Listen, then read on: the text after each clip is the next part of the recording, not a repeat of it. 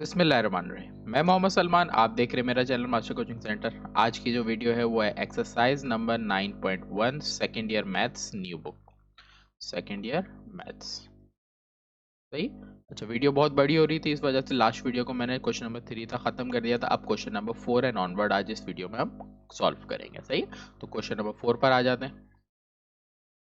Question number 4, find the equation of parabola with focus 3,4 and directrix. भाई मेरे channel पे new है तो सब्सक्राइब जरूर करें, वीडियो को लाइक करें और कमेंट करके जरूर बताएं कि वीडियो आपको कैसी लगी।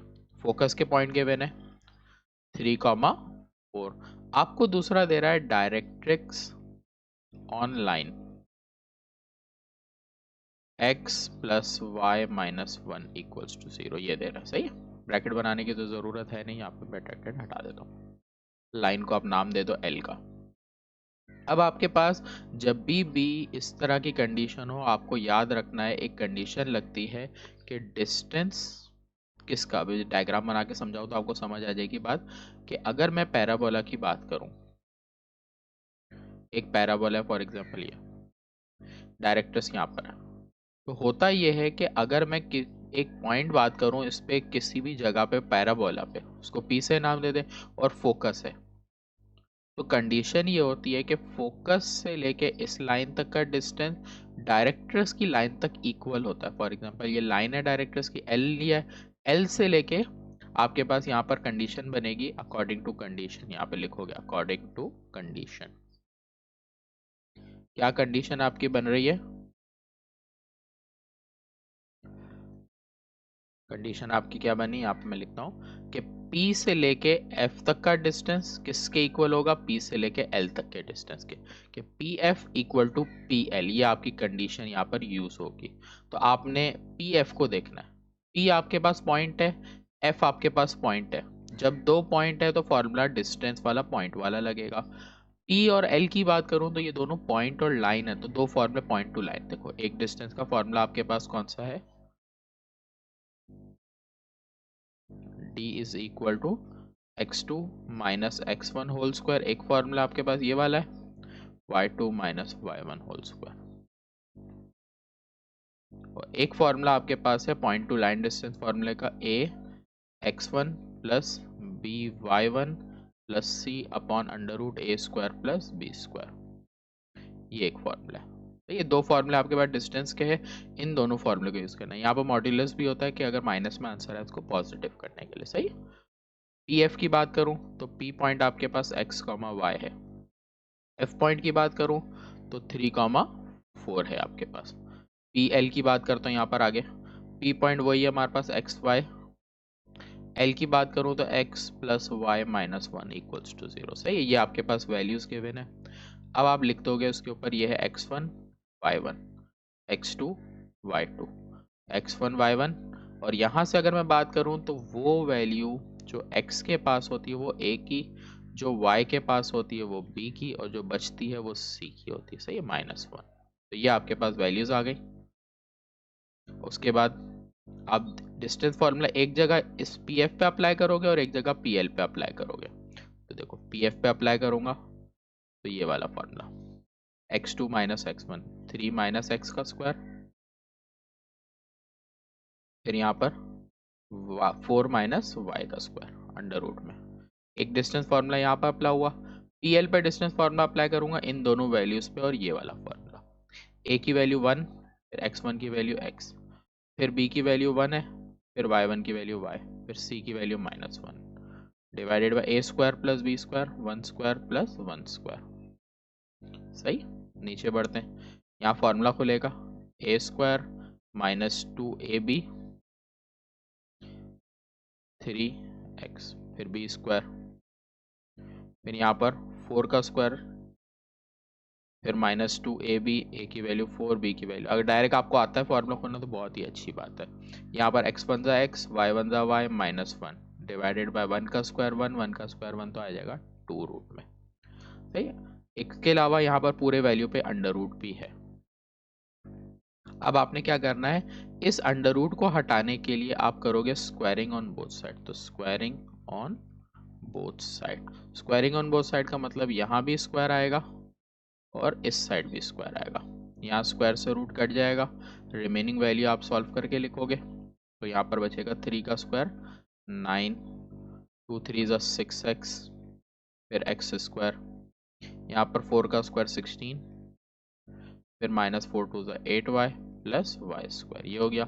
यहाँ पर आपके पास आ रहा है x प्लस वाई माइनस 1, इस पर स्क्वायर आ रहा है, और नीचे स्क्वायर से रूट कैंसिल होगा तो 2 बचेगा। ये 2 डिवाइड में दूसरी तरफ मल्टीप्लाई में आ जाएगा। यहाँ पर जो वैल्यू सॉल्व हो रही है वो भी करते जाएंगे। 9 + 16 25, फिर -6x, फिर plus X square -8y plus Y square. यहाँ पर जो वैल्यू है x प्लस वाई माइनस 1, ये फॉर्मूले से ओपन होगी। यहाँ जो फॉर्मूला लगेगा 9th क्लास की मैथ्स में आप पढ़ चुके हो, ये formula a plus B plus C whole square, A square plus B square plus C square plus 2ab plus 2bc plus 2ac, ये फॉर्मूला है।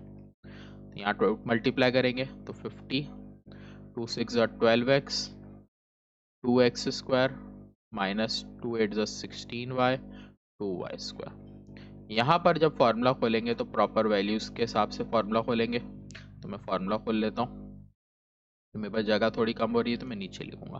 तो a square B square C square, A square B square और C square, फिर 2ab, 2 लिखेंगे। ab का मतलब x और y को मल्टीप्लाई करेंगे, आप लिख दोगे x y। सही, तो जिस तरह से वैल्यू आ रही है उस तरह से आप आगे फॉर्मूला को ओपन करते हैं। तो 2bc, 2bc का मतलब है कि b ये है और c है। जब y और -1 को मल्टीप्लाई करेंगे तो -2y आएगा, तो -2y।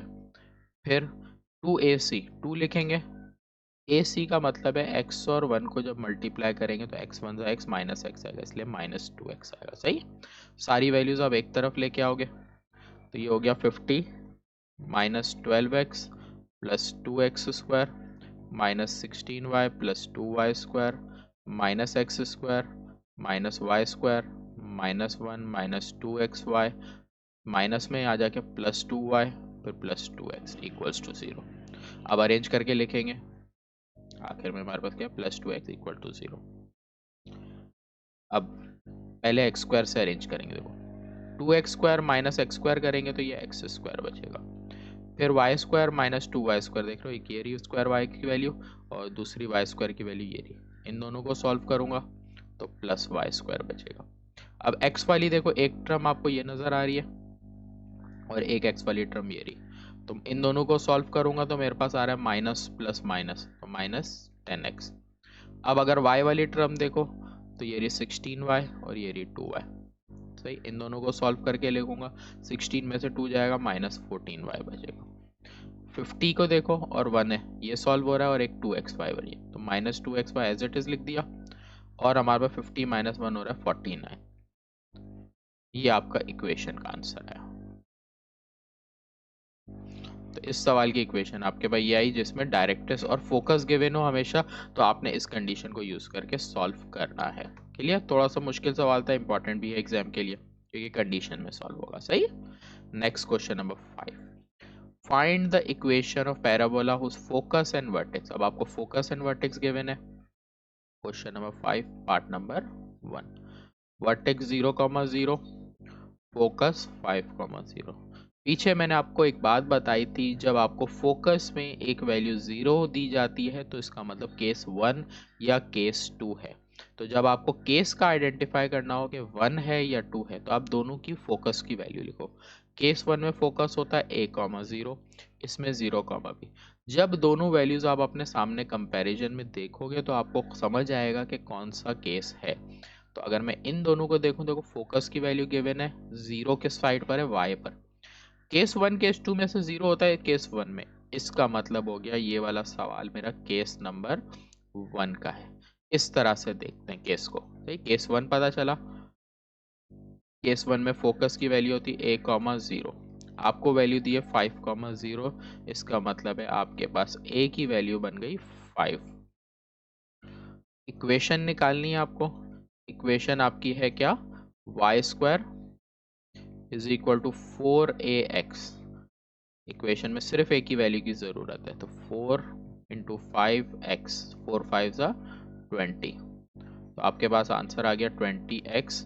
20x को अगर आप दूसरी साइड पे ले जाओ तो आपके पास आ जाएगा -20। अगर यहाँ पे इस तरह भी आंसर लिख सकते हैं और चाहो तो दूसरी तरफ ले जाके y² -20x इक्वल टू 0, दोनों तरीके से आंसर करेक्ट है।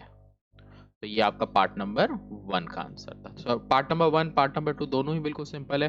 पार्ट नंबर 2 में आपको नजर आ गया है केस फोकस को देख के कि 0 जब एक साइड x कोऑर्डिनेट पे दिया जाए तो फोकस की वैल्यू से पता चला केस नंबर 2 है। सही, तो सेकंड पार्ट सॉल्व करते हैं, इसी के नीचे ही सॉल्व कर लेते हैं।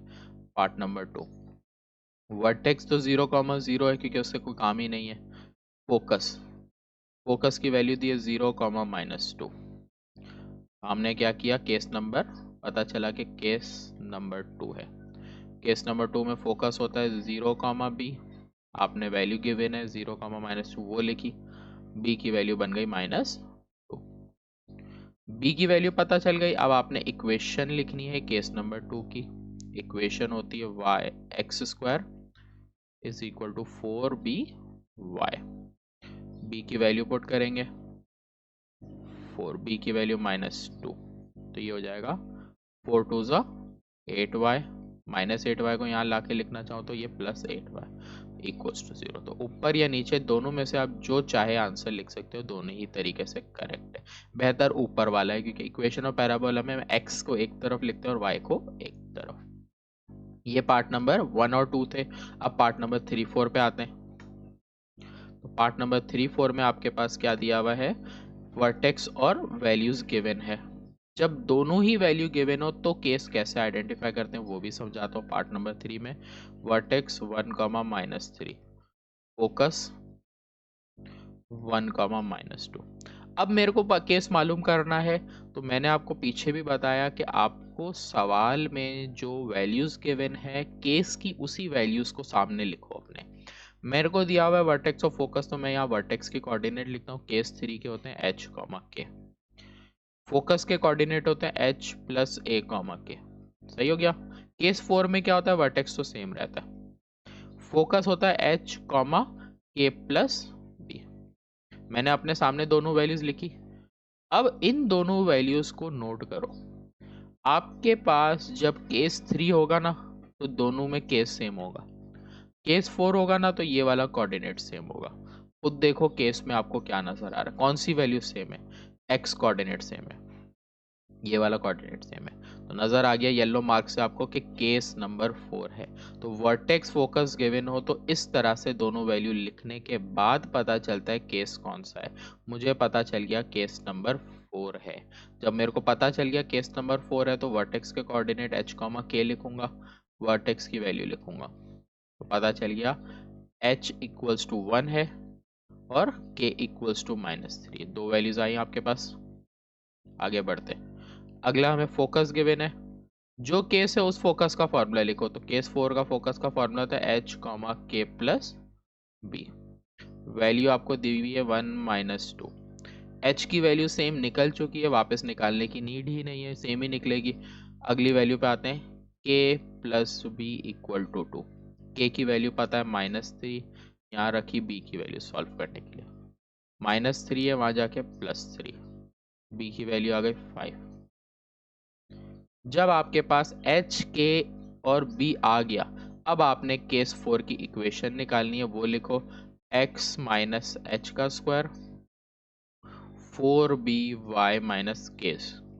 वैल्यूज प्लेस करेंगे, x - h की वैल्यू 1, 4, b की वैल्यू 5, y - k की वैल्यू -3।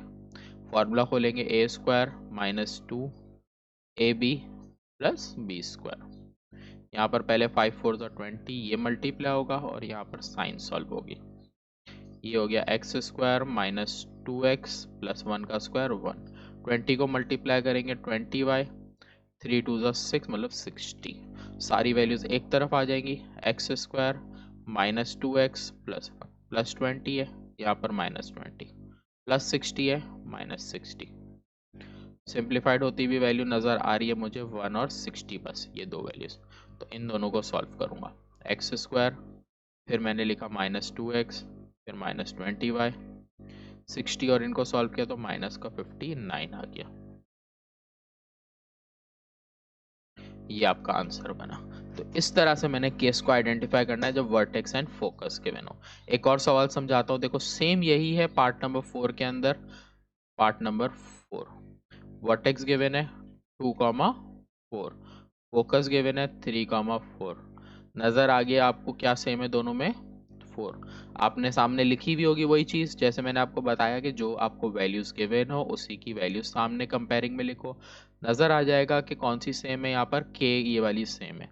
केस नंबर 3 आइडेंटिफाई हो गया। केस नंबर 3, जब केस 3 आइडेंटिफाई हो, वर्टेक्स की वैल्यू लिखो एच के है, और फोकस की लिखो क्या होती है? H plus A comma K. H K 2,4, तो h is equal to 2, k is equal to 4। Focus की वैल्यू हमारे पास है 3,4, तो यहाँ पर h plus A is equal to 3। सही, h प्लस ए को 3 से कंपेयर किया। h की वैल्यू 2, यहाँ रख के सॉल्व करूंगा तो 3 माइनस 2, a की वैल्यू आ गई 1। h a के तीन वैल्यूज आने के बाद आपने इक्वेशन अपनी फाइंड करनी होती है। अब इक्वेशन पे आ जाता हूँ।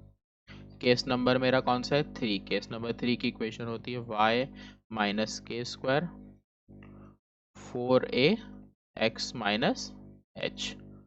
y माइनस के की वैल्यू हमारे पास 4 है, 4a की वैल्यू 1 है, x माइनस h की वैल्यू 2 है। ये हो जाएगा a स्क्वायर minus 2ab plus B square. 4 1 दा 4, तो ये हो जाएगा वाई स्क्वायर माइनस 4 2 द 8y 4 4 द 16, 4x 4 2 द 8। सारी वैल्यूज को एक तरफ ले जाओ, प्लस 4x है यहाँ पर आके माइनस 4x, माइनस 8 है यहाँ पर आके प्लस 8। ये हो गया वाई स्क्वायर फिर माइनस 4x। आपकी मर्जी, आप अरेंज कैसे करना चाहो। सही है, अगर y के हिसाब से अरेंज करो तो पहले 8y फिर माइनस 4y, 16 और 8 को सॉल्व कर दो तो ये हो गया 24। तो ये मेरे पास आंसर आ गया। सही है, तो ये मेरे पास आंसर था पार्ट नंबर 3 एंड 4 का। अब अगर नेक्स्ट क्वेश्चंस पे आ गए हो इस एक्सरसाइज के, तो क्वेश्चन नंबर 6 में फोकस डायरेक्टर्स गिवन है इस तरह से, फिर वर्टेक्स डायरेक्टर्स गिवन है, वर्टेक्स पॉइंट गिवन है, फिर इन कंडीशन से आपने सॉल्व करना है। आज की वीडियो को मैं यहीं तक खत्म करता हूँ। नेक्स्ट वीडियो में question number 6 and question number 7 8 9 10 11 को कवर करेंगे। सही, अल्लाह हाफिज।